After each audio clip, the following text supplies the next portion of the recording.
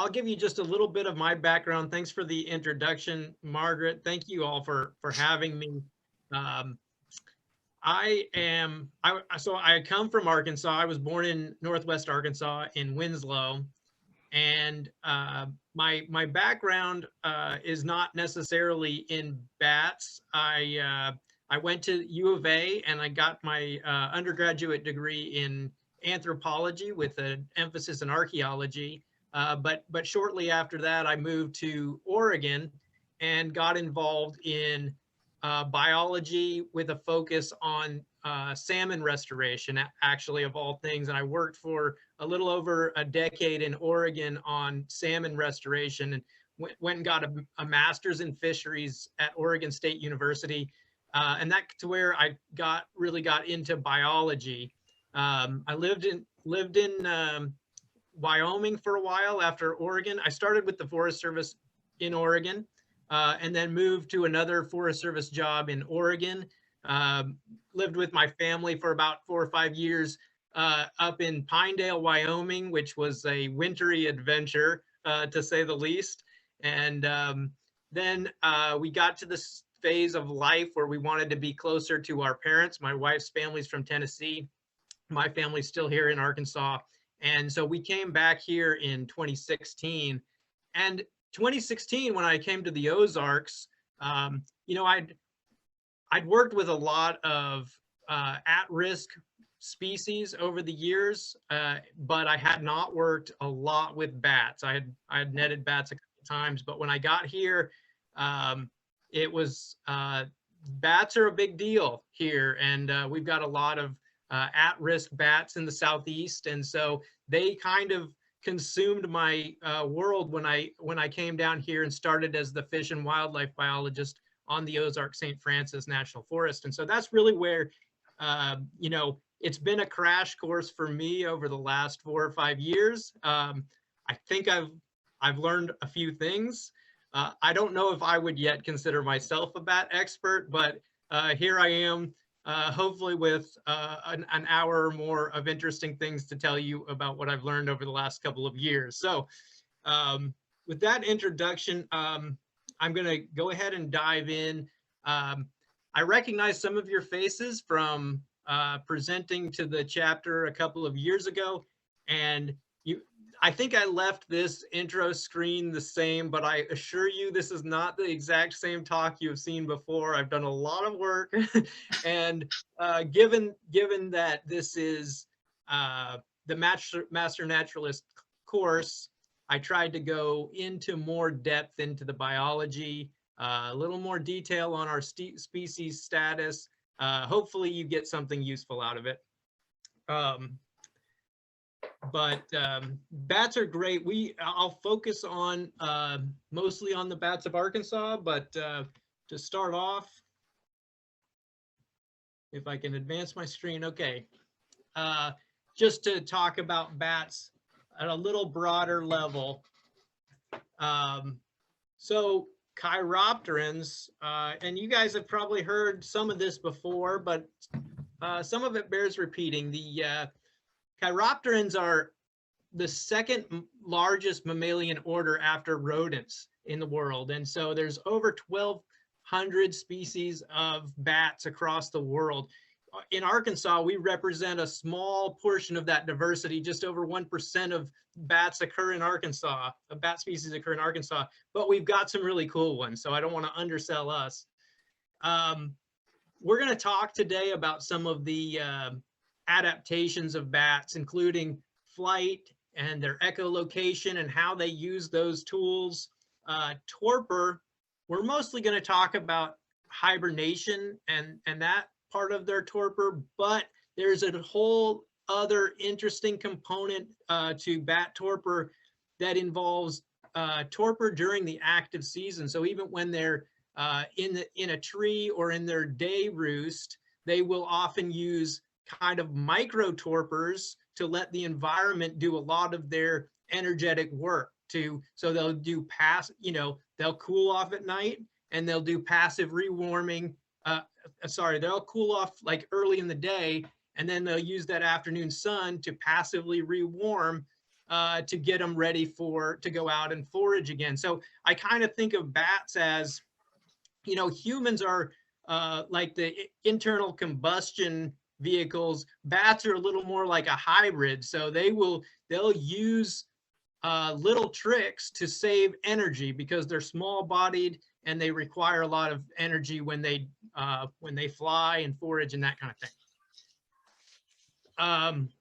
So pictured here, and a lot of you master naturalists are probably well familiar with the fact that there are nectar bats that are important for pollination. There are vampire bats in Mexico, Central and South America, fruit bats, even bats that catch fish. We don't have any of those. They're super interesting. All of our bats are insectivorous.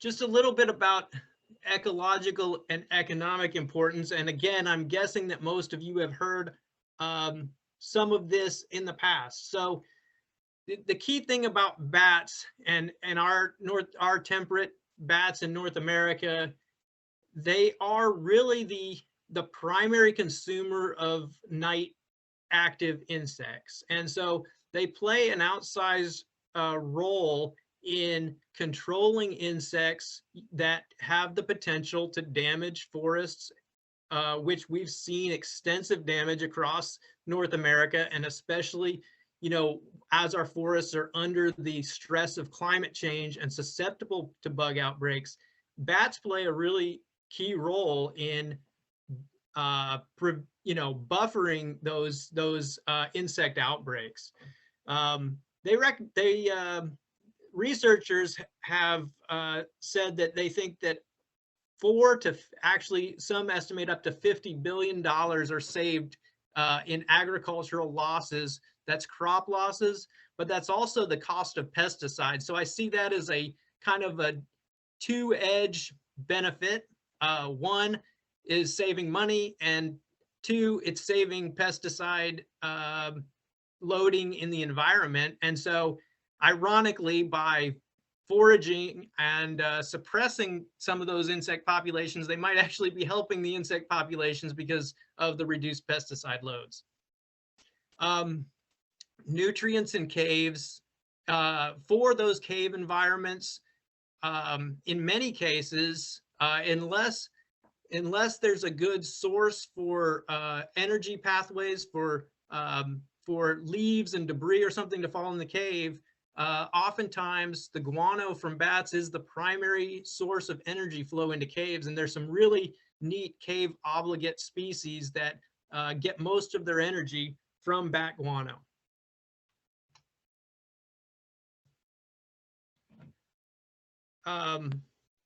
So the foraging, I'm gonna talk about bat foraging a little bit, and you know, some of this won't be a surprise. The bats come out shortly after dark. They'll forage throughout the night. In many cases, bats will have multiple foraging bouts. So they'll forage for a while, return to the roost, and then go out again before daylight. The two primary methods that our insect bats use are aerial hawking, so they'll catch insects on the wing, and we're going to talk about that a little bit, or they'll use gleaning, which is basically picking the bugs off of leaves or limbs or you know, off grasses. So they'll actually pick up insects that are landed. Moths are so the big thing about the species that they target is that bats are very opportunistic. You know, there are groups that they tend to consume at higher rates. Often those are the ones that are most abundant out there on the landscape. Moths are a very important prey item, probably the most important, but for some species, they consume more beetles than anything else. You know, for our species that forage largely over rivers, it's caddisfly that are the most important species for, say, the foraging gray bat, tricolor bats, that forage a lot over water. Caddisflies are the most important prey items. So pretty interesting. And oftentimes we kind of get in the moth mindset with bats, but they consume true bugs, the hemipterans, and all kinds of different wasps and bees in some cases, although there's not very many of them that are night active. So that's probably just, dawn or dusk foraging. So I really liked this figure about foraging niches. And it's something that as a forest manager, I'm very interested in what habitats different species of bats are using. And this figure, I felt, did a really good job of, we've got 16 species of bats in that use kind of a range of habitats. And I think this is a great figure to illustrate different, why different bats or how different bats are adapted to different niches. So, can you see my my pointer? Yeah, okay. So starting over here on the left, so in these forested, high clutter environments, we tend to have smaller bodied bats. They tend to have shorter and broader wings. And so these are our very agile bats. They're negotiating cluttered environments and getting bats out of forest environments that have lots of trees and limbs, and they're navigating these tighter spaces. You get into a group of bats that I would consider our edge foraging bats, and these bats kind of are intermediate in body size, a little bit longer wings. The maneuverability becomes a little less important. And by the time you get into the open environments, you have bats that have very long, narrow wings. And so straight line flight, speed is critical, and maneuverability becomes much less critical. And so you see changes too in their call, the structure of their calls that they use for echolocation. So the clutter bats have these broad bandwidths and very frequent calls because they're continuing to kind of recalculate their position, not only to prey items, but also to obstacles that they could potentially run into. And those become much less important, to where in the open areas, they can send these long calls out. They can detect prey items farther away. They don't have to worry about obstacles. So what this leads to, with 16 species with largely overlapping habitats, we have an incredible amount of niche partitioning. So there's your vocab word for the day. So this is basically minor morphological or adaptive differences in these species that lead to a competitive advantage in a given habitat. And so especially where we've got 4 or 5 myotis species of bats with overlapping range with pretty minor morphological differences, it's a pretty fine layer of niche partitioning. This figure illustrates. Dave got in. All right, welcome, Sam.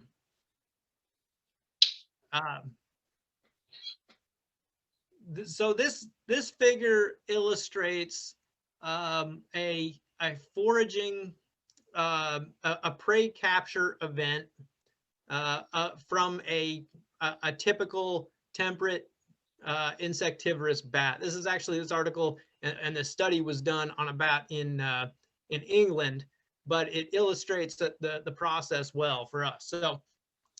So what you have here is you got, these numbers here correspond to this timeline on the bottom. And so 1 doesn't even start until right here. So first, what we have, before you even see this bat show up here, you've got this bat in an open search phase.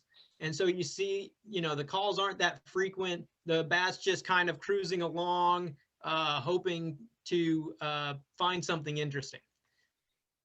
At number 1 here, the bat detects something interesting, and it increases the rapidity of the calls. And as it gets closer to its prey item, it goes into this feeding buzz. And so, which they've broken here into buzz 1 and buzz 2. And so as that bat gets closer to the prey item, the prey item may be making an evasive maneuver. If it's a moth, for instance, many moth species do have ears and listen for bats. And so it might be making an evasive maneuver. That increased rapidity of the calls gives the bat a chance to track those movements. So at number 6 here, the bat makes its attempt to catch the prey item. Now, bats occasionally will catch prey with their mouth, but much more frequently they will catch them with the membrane.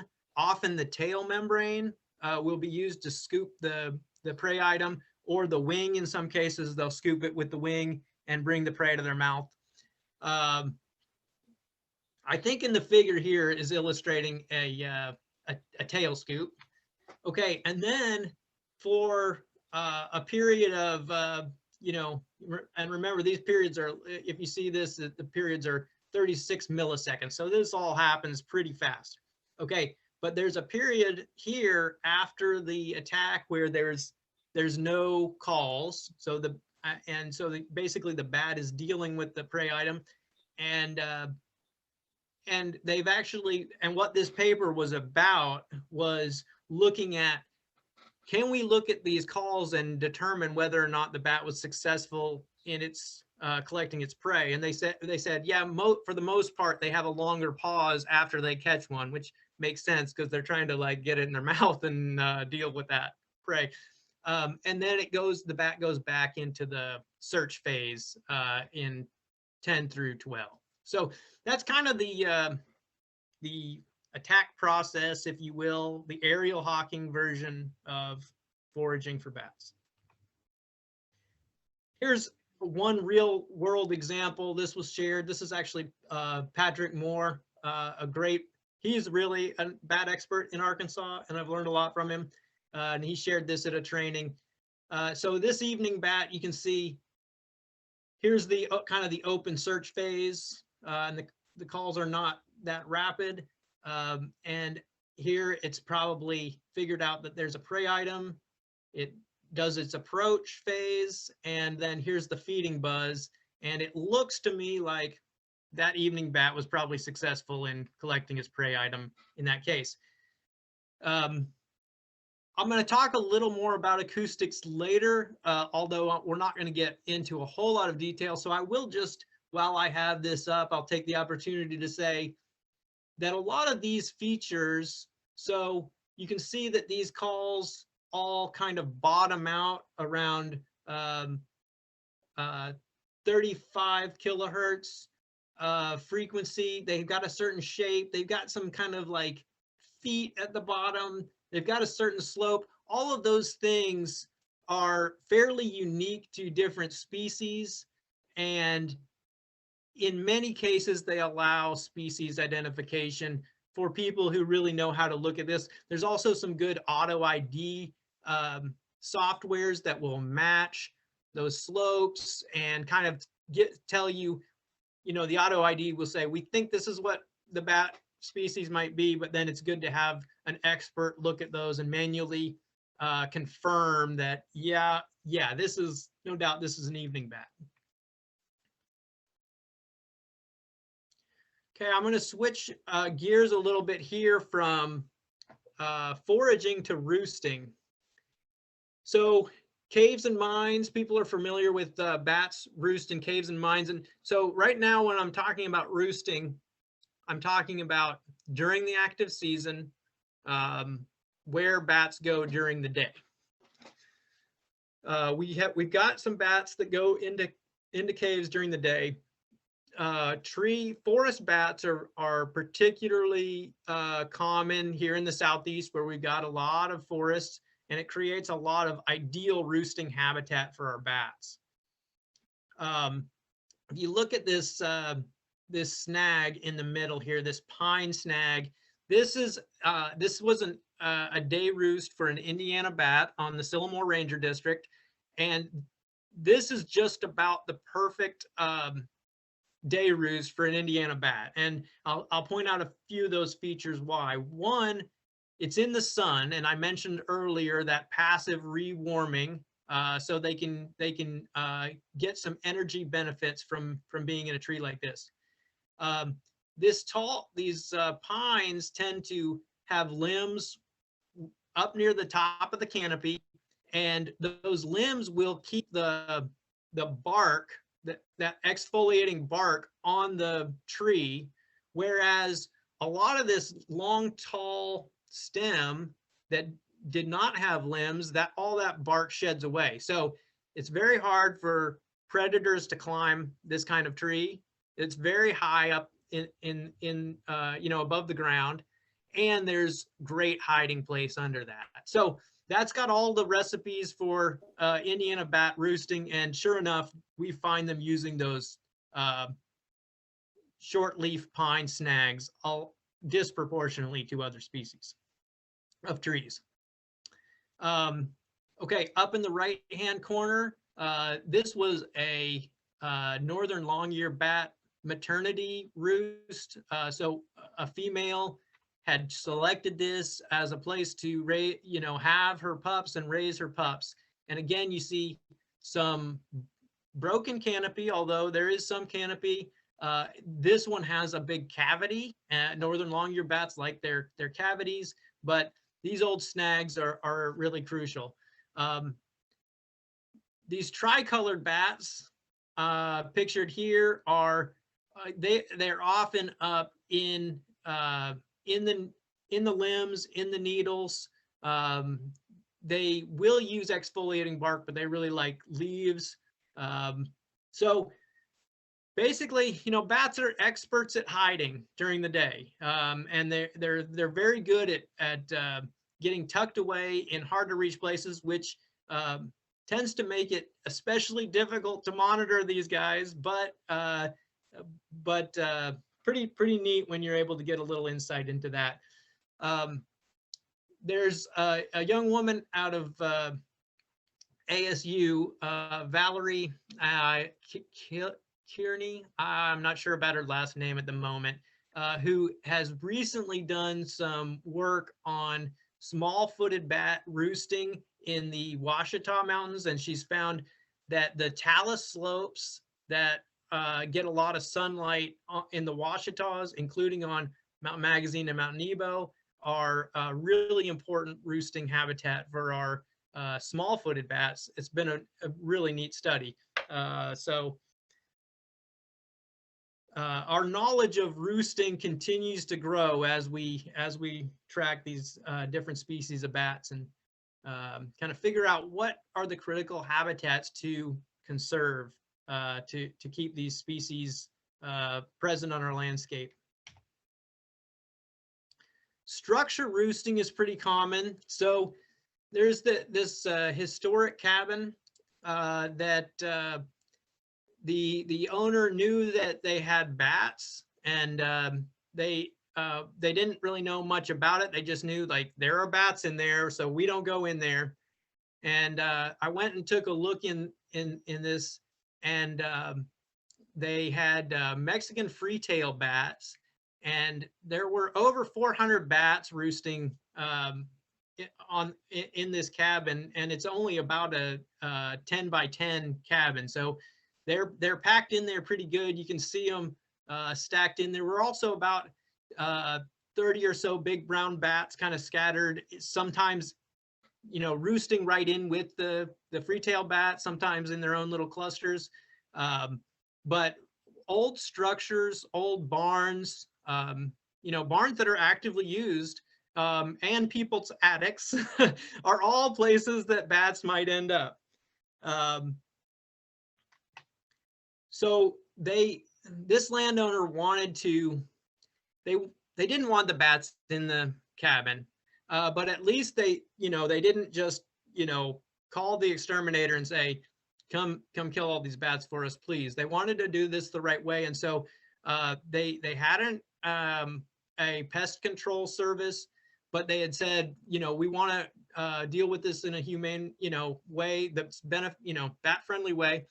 And so they asked me to help identify where the bats were coming and going from this structure. And so we went out at night, and if you can see, are you seeing the video? So these bats just started pouring out of a couple of different holes. And so we were able to identify 4 or 5 exits, and the plan was to block all but 1 or 2 of those exits, put one-way bat doors in the others, and they were going to put some other bat houses up on the property and see if they could, give the bats an alternative place that wasn't in the cabin that they wanted to use. So I think that's still in process, and yeah, hopefully they are able to get those bats to a better place this year than they were last year.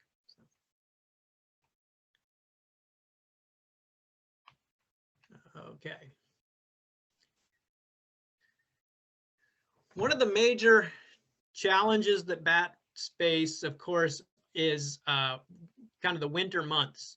And, our bats basically have 2 strategies. One is hibernation and one is migration. I put a question in here, and maybe folks could use the chat and enter any species they know that are migratory bats in the state of Arkansas. And I'll give everybody just about a minute if anybody can name migratory bats in the state of Arkansas. Give me a chance to get a sip of coffee.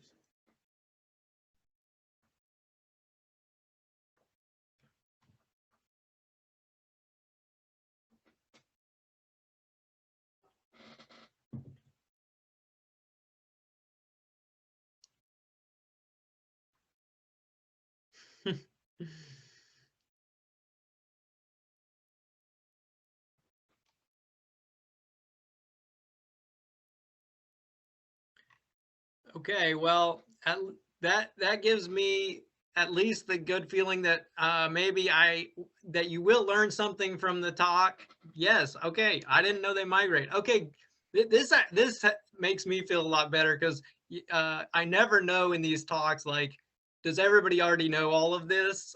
You forget, and like I said 5 years ago, I didn't know a lot of this either. So all right. So I don't know why it transitioned like that. I don't know what other hidden things I have in my slideshow, but okay. Okay, here's a couple of interesting comments in the chat. Okay, so we have a lot of migratory bats in Arkansas, and a lot of them might not be the species that you hear about a lot. Fortunately, none of the bats on this particular list are on the threatened and endangered list, and that doesn't mean there aren't threats to these bats, but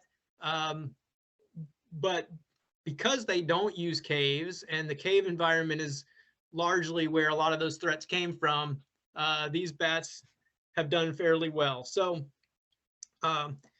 here are some pictures. So I mentioned the Mexican free-tailed bat, and that's this guy at the top, and it's called the free-tailed bat because he does not have the that tail membrane, does not connect all the way to the end of the tail, does not connect through, so it's got like a tail that looks like maybe like a mouse's tail or something.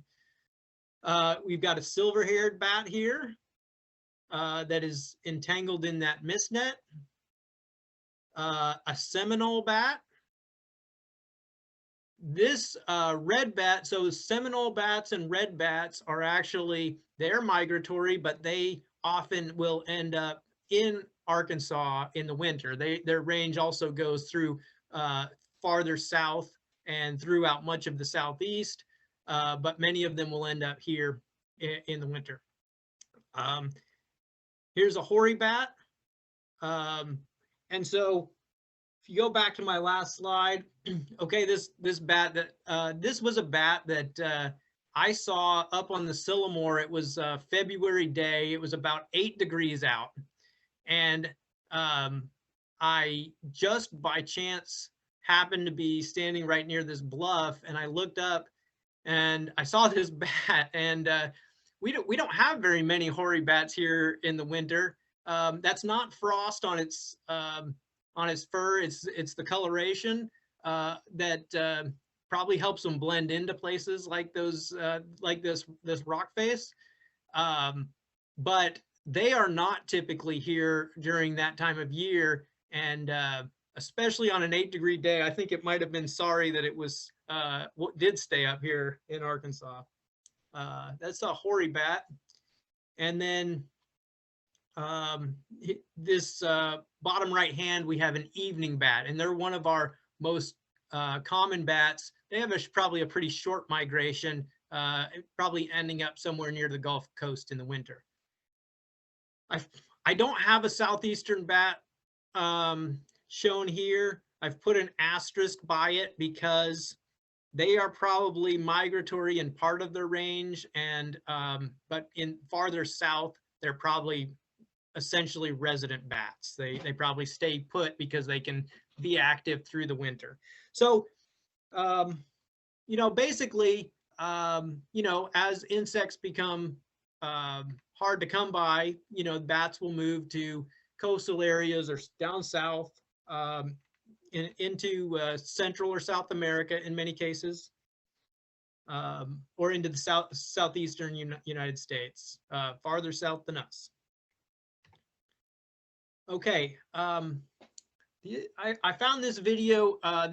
The USGS had posted this video. I'm going to kind of walk through it. So this is a hoary bat. And so what the author did is they looked at all of the verifiable observations of hoary bats over time and compiled those by month so that you could get a sense of where these bats are during different times of the year.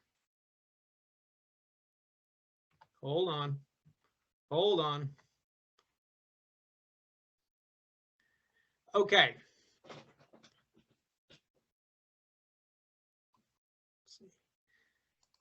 Okay, I skipped January, but it looks very similar to February. So yeah, so what do you see? Okay, what you're looking at is males are yellow, females are green. Overall distribution, you have, interestingly, the females are here on the West Coast and the males, but I don't know if that's you know, they're kind of intermixed. And that's a pretty small sample size for that month. But down south and on the coastal areas. In March and in April, you start to see a migration happening. These bats are starting to move north. Now, one thing I do want to point out is you mostly see the greens up north. So the females are migrating early. And if you, when you look at what the females have to accomplish, this makes a lot of sense. The females have a much harder life as a bat than a male. During their active season, and they typically have a pup every year. Red bats have twins. Occasionally other bats will have twins, but not very often. So typically it's one pup a year. So they've got their pregnancy. They're coming out of hibernation. They've got their pregnancy, which is energetically expensive. They're migrating on top of that. And then once they have their young, they have a non-volant pup that they have to feed, as well as building up their own energy reserves again. So as a result, there's a lot of pressure for them to get to highly productive foraging habitats. Males, they just hang out until they're needed again, which isn't until the fall. Okay, That started again, sorry. We're gonna get to walk through it again. Coastal areas. They're moving north. Okay. So summer is the middle of the active season, and look at the difference in distribution between males and females. The females are up in these northern kind of Great Lakes and lakes country areas. If you've been there, there are bugs. There are lots of bugs. We probably know it mostly for the mosquitoes, even though bats probably aren't eating that many mosquitoes. They're eating the other bugs, but the insect abundance is high. The males, on the other hand, are hanging out in the Rockies. You know, they're mountain biking or hiking or doing whatever fun thing. No, that's a much lower product, much less productive ecosystem, but it's also probably a lot less risk as far as predators. So as we get out of the active season and into fall, oh my goodness. Pardon the technology issues here. Okay, I want you to look at September. Okay, so in September, the distribution has changed again. Now what we see is males and females mixing. Yeah, and so so the males have moved over, the females have moved over. It's kind of just like, okay, well, that's when males and females have to get together. Fall swarming is the mating period. And so with bats, with most of our bats, mating season is in the fall. And so the female then stores the sperm through the winter and triggers gestation and the pregnancy in the spring.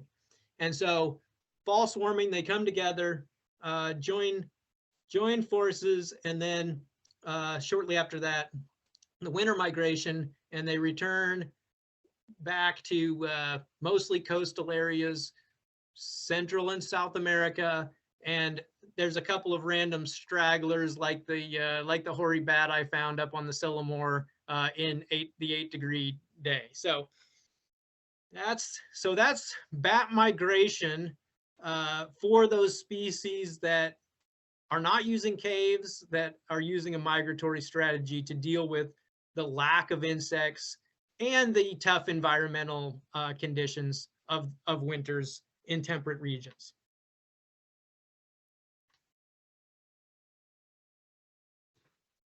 So the other strategy for dealing with the winter is hibernation. And this is probably, folks are maybe more familiar with this strategy because, just the concept of bats in caves.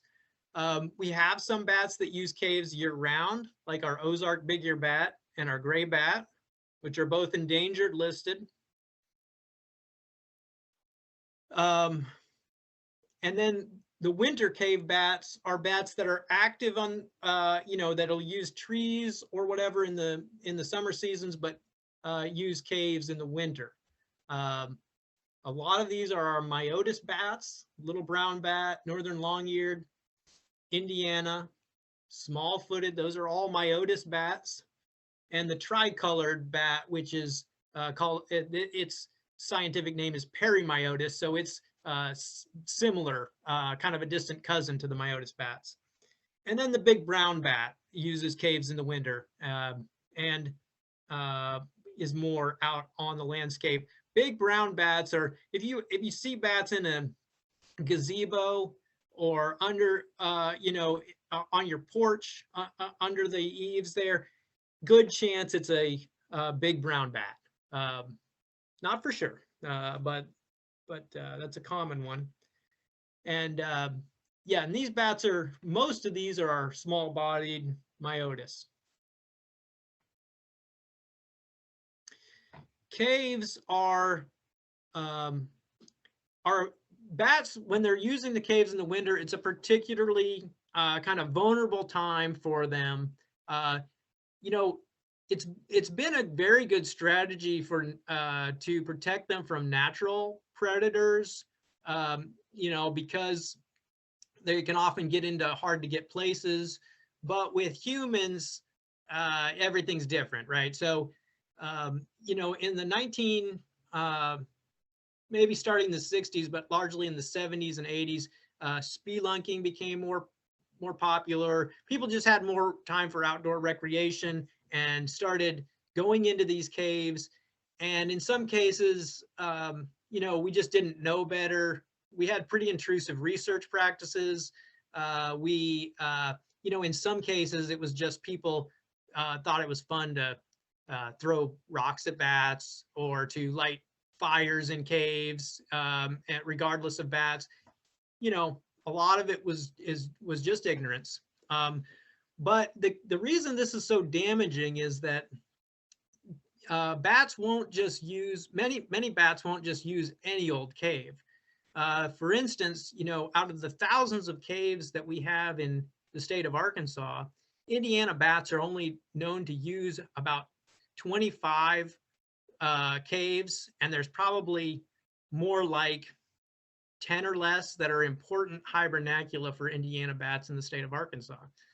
And the reason is that they've got a lot of fidelity because they roost in colonies, so they all kind of know where to come back to, but also because they have really specific temperature and environmental parameters that they're looking for in caves. So they'll find caves that have a cold air trap, where that temperature is super stable, preferably right around 35 to 40 degrees Fahrenheit, and there's not a lot of airflow, and so they can drop into torpor and hibernate undisturbed for months on end. So if that's a spot that gets disturbed and those bats no longer want to go back there, they might not find another suitable habitat to go back to. So we've done a number of things, administratively telling people not to go into those caves, or in some cases, like in the bottom right here, you know, building these gates that exclude humans, but bats can still navigate between those. And it's largely has made a difference with some of these bats, and we've seen some recovery, although we'll get into that, the details of that a little more in a bit. On the bottom left hand, this is the small-footed bat that is squeezed into this crevice, which is kind of their style. Even when they're hibernating, they're hard to find in the caves because they find little tiny cracks. Oftentimes during the summer, they'll roost in bridge crevices. And I can't tell you, I mean, you look at these things and you'd never think that a bat could get into these crevices, because in some cases they're only a ½ inch wide, and the bats have squeezed into the crevice, and it's a place that they're comfortable and safe. Just briefly to go, I want to look at the this annual cycle for cave hibernating bats. And the one thing I will say, this is kind of a generalized calendar. This was probably developed by someone in more northern climates than we are, because for Arkansas, I would typically say that most of our bats are hibernating in caves more like near the end of November and then emerging close to the middle or late part of March. But generally the pattern is correct. So they're in caves through the winter, and they come out and they do their active season. This is for a female, of course, their active season gestation, lactation, post-lactation. Those they're in trees, primarily roosting in trees during that time. And then in the fall, they have swarming sites. So the bats, you know, they know that there are these areas where they can meet a potential mate, and so they'll come to these caves. Large groups of bats will come to these swarming caves. Some nights they'll stay in the cave, some nights they'll stay out on the landscape.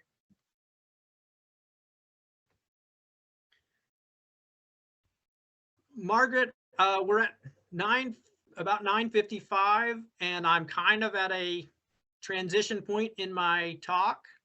Do we want to take 5 or 6 minute? Okay. I'm going to talk just a little bit about how, the methods we use to learn about bats and to understand what's happening with our bats. And then I'm going to go through kind of the status of some of our bats, the conservation status. So that's what you have coming up in the next section here.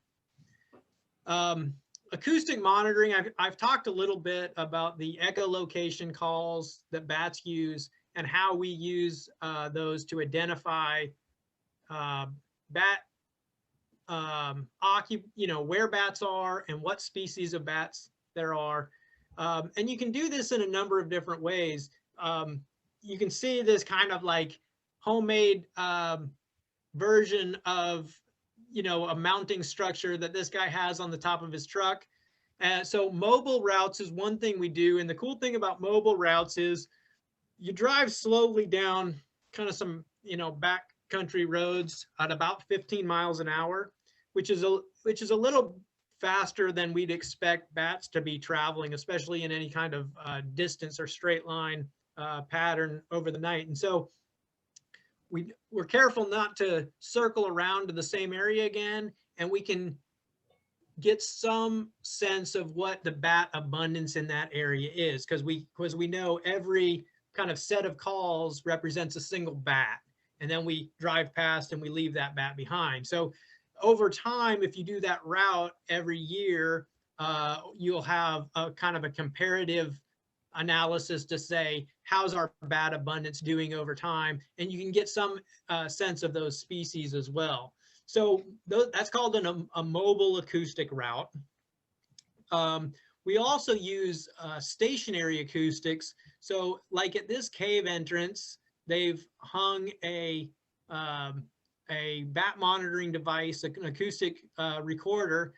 And so oftentimes if we're doing this at caves, we usually know what kind of species are in the caves, but maybe we don't know as much about the seasonal timing of how they're using that caves. So what time do they kind of start becoming active in the spring?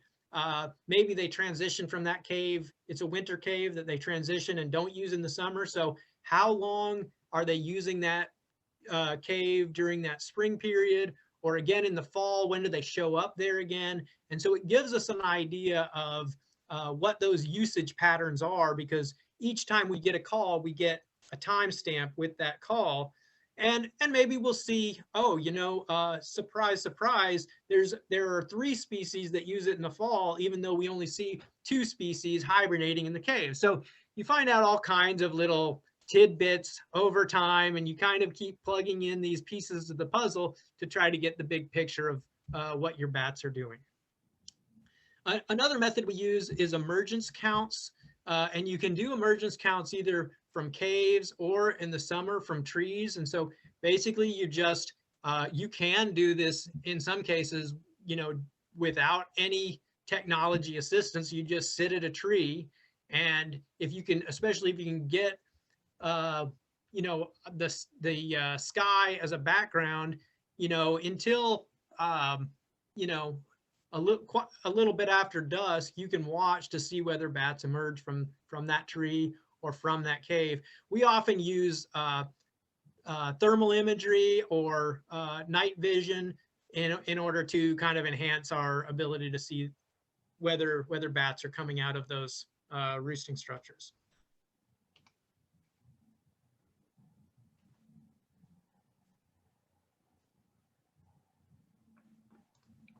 Okay. I got little visitors here behind me, but they're being sneaky. So bat monitoring, mist nets. So mist nets is a method we use to, it's a random encounter model in which, we basically put these nets up in areas that we expect bats will be foraging, or maybe we think they'll be coming to water. And we stretch the nets and we just kind of sit on those nets and wait to see what species show up. And, this, you get a bat in hand, you can, if you're interested, you can band those bats and maybe detect that band again later. And we've used that quite a bit on the Ozark National Forest to understand, you know, our species distributions over time, our trends in species, and it's really given us a key insight into what's happening with our bats. And especially this last decade has been an eventful one when it comes to changes in bat communities. We'll talk about that a little bit. And so that turned out to be very useful. So we catch the bat, we get the species, we you know, check it for, you know, health conditions, parasites, that kind of thing, and record all of those metrics and track over time any changes we see to, you know, the kind of the big group of bats. Here's a picture of the, so this is a map of the Ozark St. Francis National Forest. I hope you can see that well enough. There's these small yellow dots all are places that we have done mist nets over time. So each one of those represents, we've mostly done this with Arkansas State University grad and undergraduate students. So each of those dots represents a night that a couple of students, and in some cases a Forest Service employee, have sat there for 5 hours in the middle of the woods at night waiting for bats to show up. And it's about a 12-year record. We started in late 2000s, around 2006 technically, but ramped up in 2008 through 2019. Sites. Okay, actually that's, so in some cases a site, that's not quite right, because in some cases a site has 2 or 3 nets, but net nights that have been monitored. We've captured over 9,000 bats over that time. So we start to get a picture of, you know, what is happening with our species, where are they, and are we seeing the same species over time? Another method we use is direct cave counts. So for a few of our species, especially our colony roosting, hibernating bats like the gray bat, the Indiana bat, little brown bat, I mentioned that they use the same spots of the same caves year after year. And so we can go, we know where to find them. And so we can go there and do a count. And we try to do this, you know, in most cases, once every other year. A couple of experts, 2 or 3 people who know what they're doing, go quietly into the cave, do a quick count, and they're out. And this is really probably for those species, it's the best way to get population trend information over time, because it's where, you know, like I said before, bats are very good at hiding, and make it very difficult for us to keep tabs on how they're doing. Those funny slide transitions. I don't know how they got in here, but that's anyway, kind of cracking me up. Okay, so conservation threats to bats, and I'm guessing you're familiar with some of these, but I wanted to talk just briefly about some of these. White nose syndrome we're going to go into in more detail in further slides, but that's probably number 1, and so I wanted it to be number 1 on my list here. Wind energy turbines is a kind of a complex topic, right? Because we're in a situation where we need to reduce our carbon footprint dramatically yesterday, and wind energy is probably one of the components that we are going to need to use that. And you can see at the bottom of my list, climate change is another threat to bats. So even for bats, we need to be thinking about carbon footprint. Unfortunately, wind turbines kill bats, especially those migratory bat species are often found, you know, have collided with the wind turbines. And you know, I'm not an expert on the topic, but what I will say is that there is a lot of work going into figuring out technology or, ways to mitigate this. Times to not have the turbines turning that are high risk to bats. Alternate lighting options so that these things are still safe for planes, but are less likely to attract bats. Bat deterrence, so things that try to, kind of alert bats or make it to where they don't want to be in that area. So they are working on technologies, but that continues to be an issue so far. Habitat loss. Worldwide, this is a major issue. The U.S. Habitat is a bit more stable, but that said, in my lifetime, I've seen a lot of areas go from natural areas to urban areas, and so we've all seen that, and we'll continue to see that. So that's a major pressure, habitat loss. Pesticides. So the big thing with pesticides, there might be some cases in which there's enough like agricultural pesticides that it could actually poison a bat, but really the crux of the issue here is the dramatic declines in insect abundance, and that's pesticides is probably one of the major components leading to that, although probably not the only one. Human disturbance. Okay, right. Everything on the list is a human disturbance. So, but yeah, bats would probably be fine without humans. But I list this one particularly related to, like the cave human disturbance. So where people go into caves and disturb bats. And that, we have mitigated that substantially. We're much more knowledgeable about that. We know the places to protect and have protected a lot of those, but it continues to be an issue. And climate change, I also want to say just a little bit about the ways I see climate change affecting bats is that you see how elaborate bats' adaptation to seasonal changes are. They've got these very specific microclimates in caves.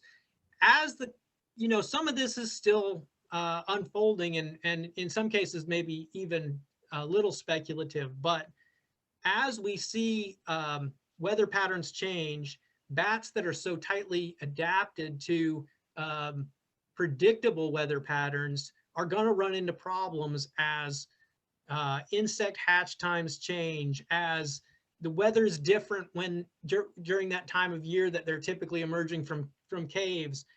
Maybe the temperature of their hibernation cave changes over time. So we don't exactly know how this will all play out, but it is potentially a big concern for some of our bat species. White nose syndrome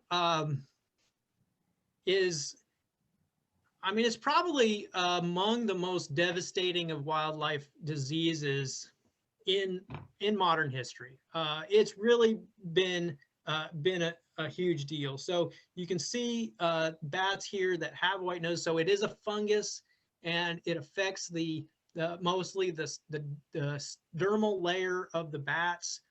And basically what it does is it causes significant irritation and also some impacts to body function that causes arousal of bats in the winter when they're hibernating. So it affects those winter hibernating bats, not so much our migratory bats that aren't using caves. It causes arousals in the winter, and those arousals deplete the energy of the bats, and in some cases, it'll cause either direct mortality or it'll require the bat to go out to try to forage in the winter, which is often, largely unsuccessful. This is a map showing the spread over time. My mouse sometimes causes my slides to change. So originated in the US, it was introduced into New York in 2006. It arrived in Arkansas in this kind of 2010, 2011 winter. and it continues to spread west. So, at this point, it is, in some of these places in the West Coast, and coming into the Western states. The real devastating thing is, I said there were 44 species of bats in North America, 16 in the Southeast, so this is one of the groups in which the Southeast is not the most diverse as far as the distribution in the U.S. The Southwest has the most diversity of bats in the U.S. White-nosed is just kind of knocking on the door, so we have yet to see how it'll play out with those bats in the Southwest. I'm going to talk a little bit about how it's played out for the bats in the Southeast. We've learned, we've seen a lot, and we know a lot more about kind of where this thing is trending now. Northern long-eared bat, I'm going to start off with kind of the saddest part of this story, and then hopefully not leave you just completely devastated at the end of this. So northern long-eared bats, I talked about our mist netting efforts on the Ozark over the last 10 years. The blue dots on this map, this is kind of a lower resolution map, but the blue dots show all the places we've done surveys. And on top of that, I've laid the red dots, which are the places that, where we did surveys that we caught northern long-eared bats. So the main point to get off of this is we've caught a lot of northern long-eared bats, and they've basically been all across the Ozark National Forest, wherever we've looked, whether it's, up in this Lake Weddington area, down in Mount Magazine, all across what we call the main division, up in the Sylamore, we caught northerns. They were abundant. They like, they're clutter adapted forest bats, and they've been pretty abundant in the Ozark. So I'm going to walk you through this graph a little bit. I'm going to explain what's going on first.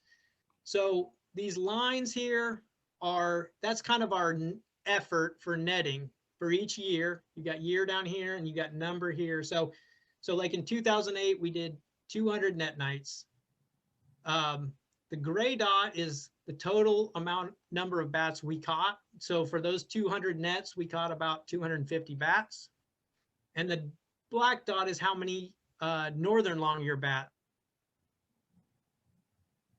So almost 100. So about a third of the bats we were catching in 2008 were northern long-eared bats.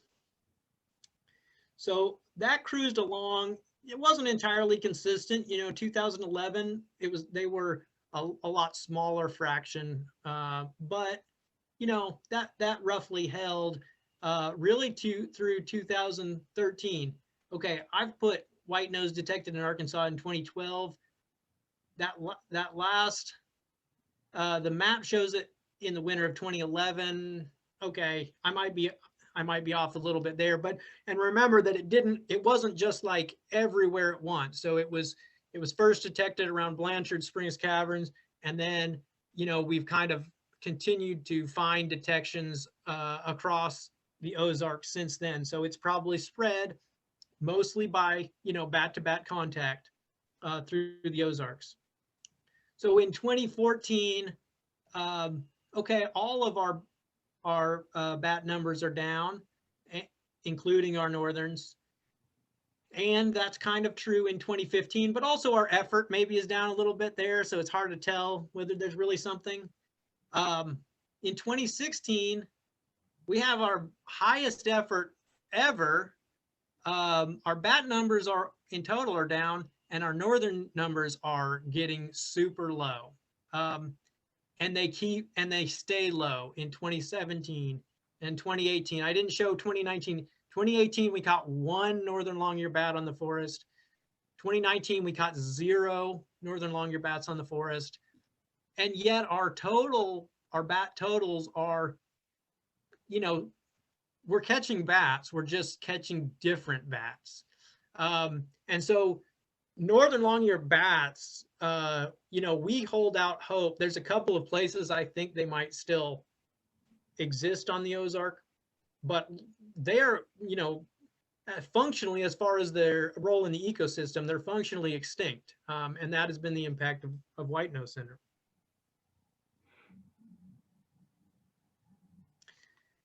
The story's been somewhat different for each species of bat as far as their impacts related to white nose syndrome.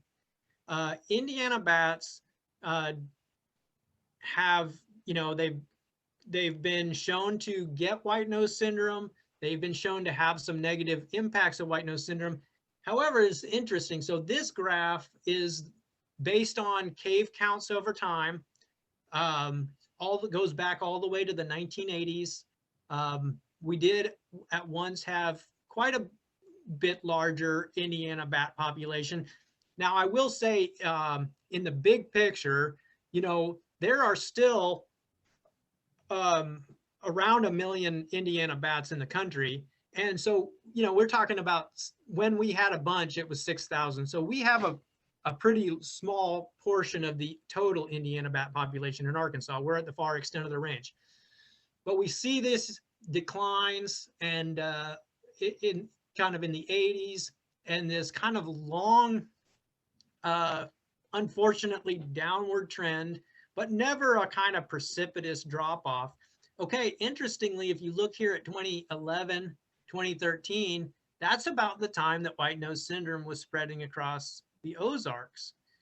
And we actually see, okay, is that an increase, or is that within the measurement error measure? Excuse me.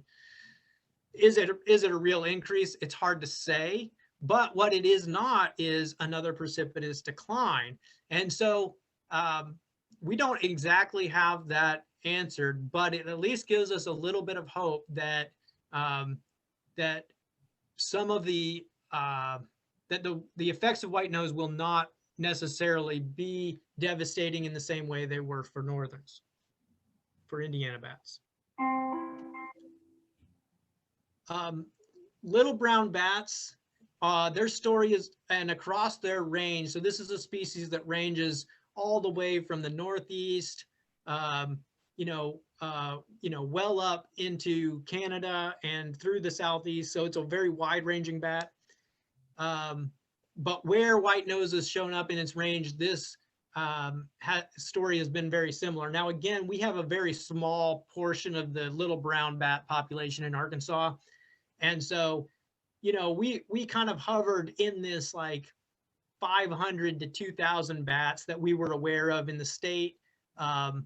Right around the time white nose showed up, our little brown bats really declined substantially. Now, there has been a little bit of science on little brown bats that have shown, in places of their range where they have declined as much as 98% of their population. However, that 2% that is left has shown some resistance to the disease. And so there's a little bit of hope that instead of extinction, we will get, expansion over time. Now, remember, the females only have one pup a year. So it's going to take a long time before little brown bats bounce back, if we're fortunate enough to have them bounce back. Tricolored bats also experienced a substantial decline from white nose syndrome. Now we see, this is kind of interesting. We see a very stable trend for tricolored bats. They don't roost in big clusters, but often are kind of dispersed through caves. And what we see right after white nose syndrome is actually the cave count, the counts go up a little bit. And what the researchers felt was happening there is that, often when we do surveys, we only go in deep enough to, get most of the bats. We're not really there for caving. We're just trying to get the bat count and get out. So we typically go pretty shallow. Well, what they felt was happening was those little brown, these tricolored bats were moving closer to the entrances so that they could go and do that opportunistic winter foraging because their energy stores were depleted. And then we see higher numbers near cave entrances and then a dramatic decline. Now, you know, here we are, you know, we've done 2020. Well, we didn't really do many counts in 2020, but through 2019, we have still been seeing little tricolored bats. And so we're hopeful that it'll be, you know, they're down to 10 to 15% of their prior population, but we're hopeful that maybe that'll stabilize. Some of that's still playing out. Gray bats were probably one of the species that was of highest concern when white nose first showed up in the United States, because, you know, gray bats are no, you know, they have these huge colonies. The biggest colonies in Alabama are like probably around 2 million bats in a single area of a cave. I mean, they do these huge colonies, and even in Arkansas, you know, in Blanchard, it's been fairly common for us to see 250,000 or more bats roosting in Blanchard. So they have these huge colonies. This picture is from the bat passage in Blanchard. So this is, again, this graph goes back to 1980. We see numbers are, this is Arkansas numbers. The numbers are low, relatively low. As we start to identify and protect some of the key caves, we see some big increases as bats start recolonizing some of those places they've been disturbed from in the past. So 2012, 2011, 2012 is when white nose syndrome hits. And we don't lose gray bats, we gain gray bats. And in fact, in our misnetting, in 2018, we caught more gray bats than any other bat species that we caught that year. And so what I think is going on with gray bats, you know, I talked a little bit earlier about niche partitioning. Gray bats are fairly similar. They're a myotis bat, and they're fairly similar to northern long-eared bats, you know, maybe little brown bats. Typically, you know, they're a little larger bodied. Typically, they've been more associated with foraging over rivers and more open areas. But as those forest interior areas have been basically become open niches with the decline of some of these other species, my theory is that gray bats are opportunistically utilizing those available habitats. So where it was closely partitioned niching, that's now becomes a habitat, a foraging habitat that's available to the gray bats. And thankfully, white nose syndrome does not appear to be having major population level impacts, although it's been found on gray bats, but it just doesn't seem to make them, you know, have the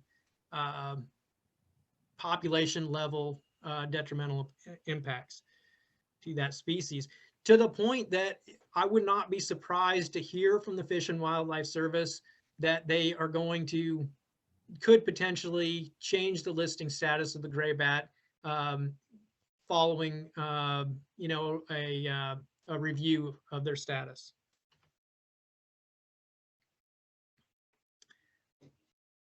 So we've been working with a group of partners, Fish and Wildlife Service, Arkansas State University, RDOT, and a consulting firm called Copperhead Consulting over the last few years to track female Indiana bat migrations.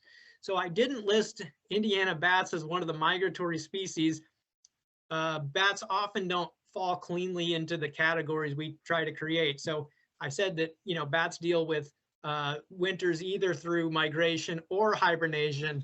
Well, Indiana bats, and specifically females, you know, kind of do both. So because the females have that energy requirements for pregnancy, lactation, and raising their pups, they tend to move, you know, where they have the cave resources up in the Ozarks is a little bit lower quality foraging because it's lower insect abundance than some of the areas that they migrate to. So the males will kind of hang out in the uplands, but the females typically in the spring, they come out and they make a move to bottomland hardwood, kind of flooded forest habitats.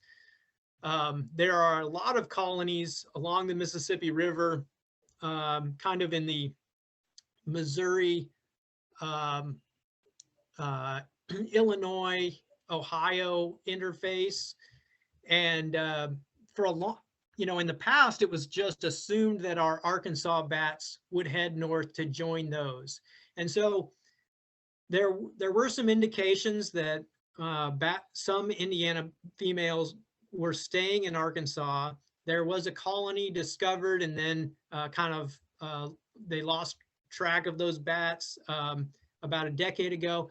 So we decided that we would do this tracking study, capture some bats and tag them and find out whether or not there were maternity colonies in Arkansas. We have found a maternity colony, and we've gotten some surprising results. Some of our bats do go to Missouri. Some stay here. I am going to, I'm checking the time here. I'm going to show you, if I can get it to work, I'm going to show you about the first 5 minutes of this video. So this is the consulting firm that we've been working on with, Copperhead. If I can get this video to work, I'll let them talk because it's cool. And they explain it really well. Let's see if this works.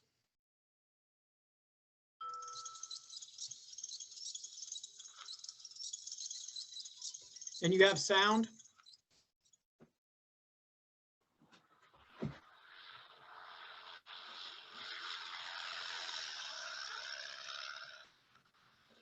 One occupation takes airplanes, four-wheel drive trucks, and research biologists navigating across the landscape equipped with radio antennas. Tracking of the Indiana bat, an endangered species about the length of a business card and the weight of a quarter. These small mammals play an essential role in our ecosystem and are our #1 natural control of night-flying insects. Information about the migration of these bats had been minimal at best. But thanks to groundbreaking research over the last few years, important data has been discovered about the Indiana bat's journey. Traveling and studying the Indiana bat's migration, however, creates enormous challenges for researchers. Join us as we explore the complex steps of a spring migration study and the incredible expedition of this small, endangered animal known as the Indiana bat.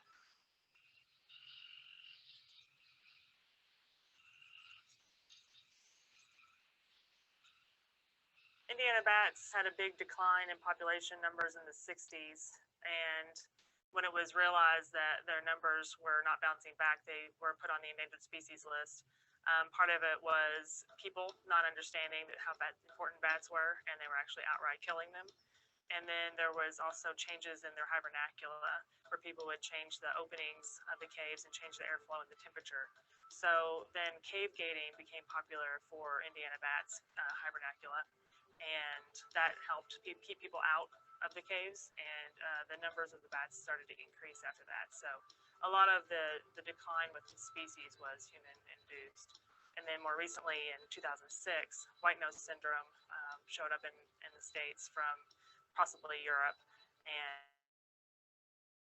tens of thousands of bats of all species in caves, or many species, and Indiana bats is one of them. So white nose syndrome is caused by a fungus that actually infects the epidermis layer of bats. So it gets in their skin and it irritates them. And in the winter, that causes them to wake up more than they're normally used to waking up. And it uses up their fat reserves, and they can't make it through the winter. And there's no food on the landscape in the winter for them to go out and replenish their fat stores. So basically, they starve to death. White nose is something that is very concerning, and this migration information can also help us understand how the white nose is being transmitted and how it's being moved from cave to cave, because these migrants are picking it up from other bats into maternity colonies that are coming from other caves that may be white nose infected. They're picking up the spores, and as they go back to their hibernaculum, this is how white nose is most likely being spread, as bat-to-bat contact. there's very little known about how these animals navigate across the landscape from their winter hibernacula's to their summer grounds. And understanding that can help with industry and the development of such things as wind power, wind facilities, which are have been documented to kill bats as they migrate. In their migration route, there are specific things that are needed. They need foraging bouts where they will stop for maybe 30 minutes to an hour and feed. And those feeding areas are extremely important. Safety corridors. Can you migrate across the landscape without getting eaten by an owl or a hawk early in the evening? They also need roost trees. And so forest management is really important. The more we can learn about what Indiana bats do once they leave hibernacula and move towards summer habitat, the better we can assess what suitable habitat looks like and whether or not suitable habitat occurs in the footprint of proposed actions. What was previously known about Indiana bat migration was mostly from band recoveries. Bands are typically put on during the summer and where the bats are in their maternity range. And then in the winter, we do hibernacula counts where we count the bats in the caves to determine population numbers. And sometimes those bands would be recovered in those caves. So then you can look and see where they were banded originally and get a start and end point of that migration. So we get a distance and we get a direction of the bats' travel, but we don't have information about what happens in between. Okay, I'm going to stop the video there. It's about a 20-minute video. It's all, I think, pretty informative, and I can share the link to that at the end of the talk here. Back to the video covers a lot of work that they've done in Tennessee and doesn't speak specifically to our project. I wanted to talk about one kind of outcome of our project. We were able to, it's difficult to track these bats. Basically, the plane will follow one individual bat day and, through the entire night. The plane will land for the day and be at that specific tree at night, ready to pick up that bat to follow it again on the migration. It's very difficult. And we're not that interested in bats going to Missouri because we already know they do that. So we'll often start tracking a bat. And then when we figure out it's going to Missouri, we're like, okay, drop that bat and see if we can find one that's going to stay in Arkansas, because that's really what our goal is, to find out whether bats are using maternity colonies in Arkansas. Well, we did find one along the Black River on a WMA, and this kind of a interesting story, kind of a cool story. So the bats migrated from, in this case, from Newton County all the way to this pretty sad looking snag here. And as we moved into this area and started kind of looking around, we were curious about, often though the bats will use kind of a network of snags. And as our team looked around that area, they were kind of like, we're not finding a lot of other good bat. There was this snag here that was in pretty poor shape. And so, fairly quickly we decided, like, okay, this might be a time to use an artificial roost habitat. And so we kind of mobilized, got a little money, and we put these telephone poles out. This is called Brandon bark. So it's like a fake bark that wraps around the pole, and it simulates that exfoliating bark. So shortly after putting this in, all the bats moved to our artificial structure. They weren't, given the choice. This thing was way better than what they had found in nature. And in fact, shortly after that, the rest of the bark fell off of that tree, and there weren't a whole lot of snags in that area. So when you look at the landscape, we've we've preserved quite a bit of upland forest habitat in the state of Arkansas, but our bottomland forest habitats are fragmented and fairly rare. I mean, there's some key areas, natural areas, but there's been a lot of habitat loss in those areas. So anyway, a couple years later, the bats continue to utilize these Brandenburg structures. Hopefully we'll get some more natural roosts in the area, but who knows, the bats might have had to abandon that area as a maternity colony had we not had some artificial habitat to supplement. I saw somebody talking about COVID, and Margaret asked me to address this. I'm getting a little low on time, but I think we need to talk about this a little bit. I'm not a COVID expert, but here's what I do know. So just to catch everybody up, I'm sure you guys all know this. COVID likely came from bats, most likely in China. They most likely, so they call it zoonotic spillover. So when it goes from one species to another, it probably spilled over to an unknown intermediate host, possibly livestock or wildlife that has a lot of contact with humans, and then into humans.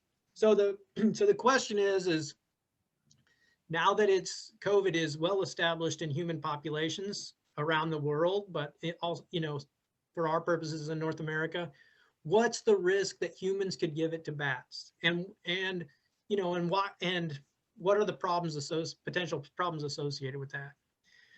The good news for bats is that they are very good at handling viruses, way better than us. And in fact, we probably are medical research folks probably have a lot to learn from bats that they could maybe teach us in handling viruses.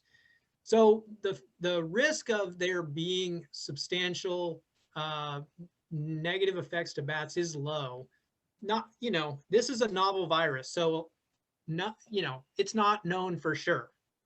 But that's not the primary concern. The primary concern is that if they were able to get the disease, potentially they could then become kind of a host reservoir for the disease, and that they could, possibly the disease could adapt a new variant. There's a term that now everybody is familiar with.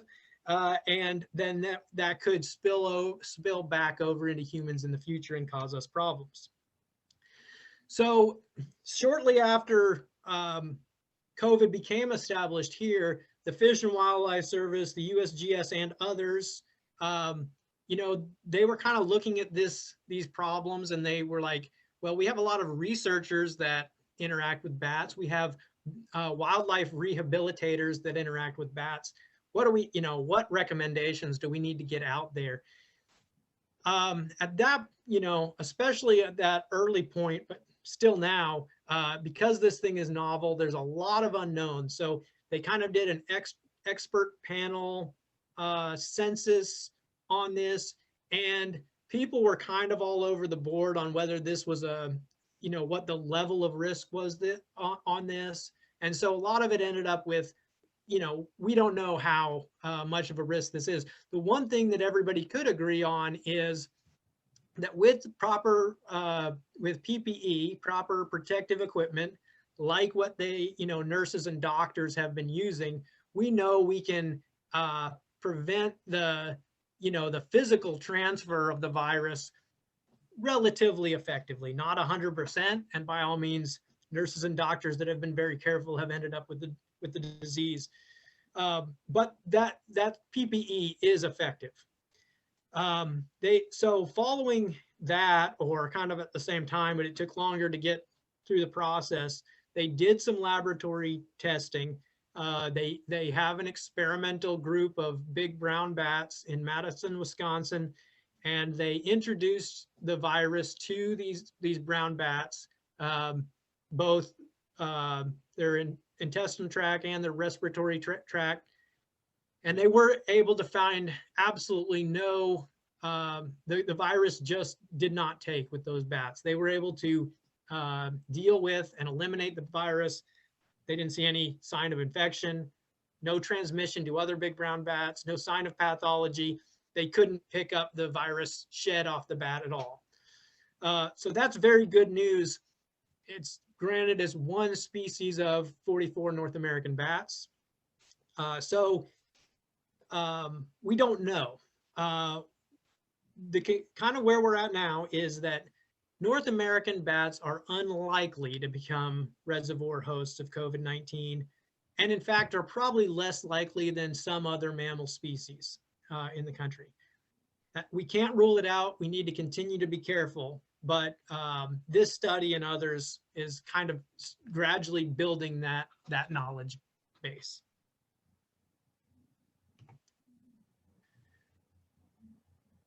I have some, okay, I'm right near the end of my time, Margaret, and I have a couple slides on management, but I also want to do some questions. I think there have been some questions building up. Do you have a recommendation on what we focus on? Well, why don't you go ahead if you've just got a few slides, and then we'll open it for questions. Okay, I will try to move quickly through these. I don't think it'll take too long. You know, I just kind of like to leave people with, you know, what can you do for bats? The biggest thing I always say is habitat, habitat, habitat. Okay, so wherever you can have, you know, trees, shrubs, native plants, is, you know, anything, any way that you're creating insects is actually probably more important even than those roosting structures like bat boxes. So I would prioritize trees, shrubs, and native plants over bat boxes for bat conservation. Water sources are often really big, especially if you're in an area without a lot of good alternative water sources in about a half-mile, quarter-mile, half-mile radius. So, you know, and looking at, you know, in some cases, maybe you already have a pond, but maybe it's all grown up in thicket. You could do some maintenance of your pond, you know, like maybe try to get rid of all that, you know, floating vegetation that makes it to where there's not any open water, or cut some of the trees off the dam so they have a flight path and they can actually get there and get a drink. Any caves and crevices you have, yeah, just be aware of those and how you're managing around those. If you have forested land, you can do things to improve bat habitat. Now, the one thing I've kind of shown one version here, and I'll talk about a couple of principles, but I think the main key for forest management is managing for diversity. Having some areas of thicket are good. Having some openings is good. Having some kind of like what you see pictured here on the right, which is open forest is good. So that diversity is really the key thing. Now, you know, with that, there are some management things you can do. Taking out some of the small diameter trees reduces the clutter and allows bats to forage inside this stand. Whereas the stand on the left, bats probably can't navigate. So if they're foraging on that, they're foraging over the top of that stand or on the edge of that stand, but there's a lot of that potential prey that's locked up in that forest that they can't get to. So, so thinning some small diameter trees, little prescribed fire can go a long way to improving bat foraging. Leave your dead and dying trees standing if you can. Do it safely. Way better than an artificial roost in most cases is an exfoliating tree. Shagbark hickories are just amazing bat trees. There's like a million places in a shagbark that a bat can hide. I mentioned pine, white oak, old growth white oaks, even not snags, but just old white oaks. You'll look up in them and you'll see all that exfoliating bark. If you have bats, if I say exterminator here, probably pest control would be the better term to use. Ask them to use bat-friendly removal techniques. A lot of them are getting to where, you know, poisoning bats is kind of not a great thing anymore. And we do now have, so the little brown bat is now on the state endangered list. And so contact Game and Fish and make sure you don't have a bat that is an at-risk bat before you deal with them. If you go caving, decontamination, there are protocols. You can just look up white nose syndrome decontamination protocol. Talked about pesticides. If you're interested in bats, learn more about them, share information, talk about them, and yeah, just be positive about bats. And that is the last slide I have, and we can hopefully answer a couple of questions. I didn't think I was going to fill that entire time, so here we